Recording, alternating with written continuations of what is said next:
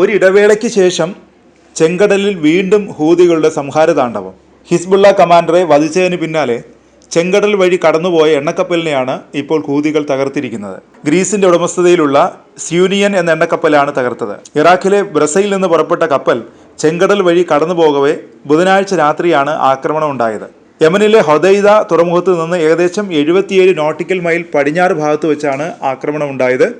ആക്രമണത്തിൽ കപ്പൽ തകർന്ന് ജീവനക്കാർ ഉൾപ്പെടെ മുങ്ങിപ്പോവുകയും ചെയ്തെന്ന് ബ്രിട്ടീഷ് സൈന്യം സ്ഥിരീകരിച്ചിട്ടുണ്ട്. കഴിഞ്ഞ 2 മാസത്തിനിടെ ഹൂതികൾ നടത്തുന്ന ശക്തമായ ആക്രമണമാണിത്. ഇസ്രായേൽ ഹമാസ് യുദ്ധം ആരംഭിച്ചതിന് പിന്നാലെ ചെങ്കടൽ വഴി കടന്നുപോയ നിരവധി കപ്പലുകളെ ഹൂതികൾ കടലിൽ മുക്കിയിട്ടുണ്ട്. എന്നാൽ ആഗോള വ്യാപാര ശൃംഖലയുടെ തകർച്ചയ്ക്ക് കാരണമാകുന്ന ആക്രമണം ഏറെ ചർച്ചകൾക്ക് ശേഷമാണ് ഹൂതികൾ തൽക്കാലത്തേക്ക് നിർത്തിവെച്ചത്. ഇപ്പോൾ ഇസ്രായേൽ, ഹിസ്ബുള്ള, ഹമാസ് സംഘർഷം രൂക്ഷമാവുകയും നേതാക്കളെ കൊന്നൊടുക്കുന്ന സാഹചര്യം ഉണ്ടാകുകയും ചെയ്തതോടെയാണ് ഹൂതികൾ ചെങ്കടലിൽ വീണ്ടും ആക്രമണം ആരംഭിച്ചിരിക്കുന്നത്. കഴിഞ്ഞ മാർച്ചിൽ ചെങ്കടലിൽ ചരക്ക് കപ്പലിന് നേരെ നടത്തിയ മിസൈൽ ആക്രമണത്തിൽ ഒരു ഇന്ത്യക്കാരനടക്കം 3 കപ്പൽ ജീവനക്കാർ കൊല്ലപ്പെട്ടിരുന്നു.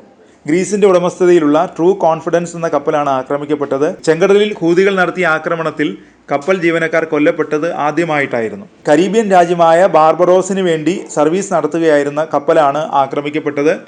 ആക്രമണത്തിൽ പൂർണ്ണമായും തകർന്ന കപ്പലിലെ രക്ഷാപ്രവർത്തനത്തിനായി ഇന്ത്യൻ നേവിയും പങ്കുചേർന്നിരുന്നു. പിന്നാലെ കപ്പലുകൾക്ക് നേരെയുള്ള ആക്രമണം അവസാനിപ്പിക്കണമെന്നാവശ്യപ്പെട്ട് ലോകരാജ്യങ്ങൾ രംഗത്ത് വന്നിരുന്നു. ഇതോടെയാണ് ചെങ്കടലിലെ സംഘർഷത്തിന് നേരിയ ശമനമുണ്ടായത്. വിവിധ രാജ്യങ്ങളിലേക്കുള്ള ചരക്കുകൾ, എണ്ണ, ദ്രവീകൃത പ്രകൃതിവാതകം എന്നിവയുടെ കയറ്റുമതിക്കുള്ള പ്രധാന പാതയാണ് ചെങ്കടൽ.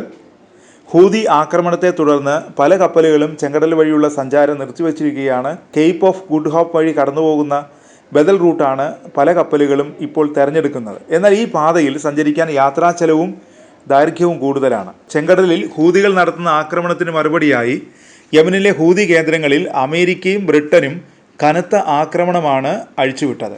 13 ഇടങ്ങളിലായി 36 ഹൂതി കേന്ദ്രങ്ങളാണ് അന്ന് ആക്രമിക്കപ്പെട്ടത്. ചെങ്കടലിൽ ആക്രമണങ്ങൾക്കായി ഉപയോഗിക്കുന്ന ആയുധങ്ങൾ സംഭരിക്കുന്ന കേന്ദ്രങ്ങൾ, മിസൈൽ സംവിധാനങ്ങൾ, ലോഞ്ചറുകൾ എന്നിവയ്ക്ക് നേരെയായിരുന്നു അമേരിക്ക ബ്രിട്ടൻ സഖ്യത്തിൻ്റെ ആക്രമണം. നവംബർ മുതൽ ചെങ്കടലിൽ അമേരിക്ക, UK, ഇസ്രായേൽ കപ്പലുകൾക്ക് നേരെ ഹൂതി സായുധ സംഘങ്ങളുടെ ആക്രമണം ശക്തമായിരുന്നു.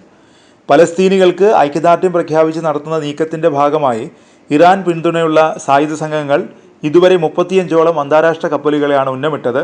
ഈ പശ്ചാത്തലത്തിൽ അമേരിക്ക ബഹുരാഷ്ട്ര ഉപരോധ സഖ്യവും രൂപീകരിച്ചിരുന്നു.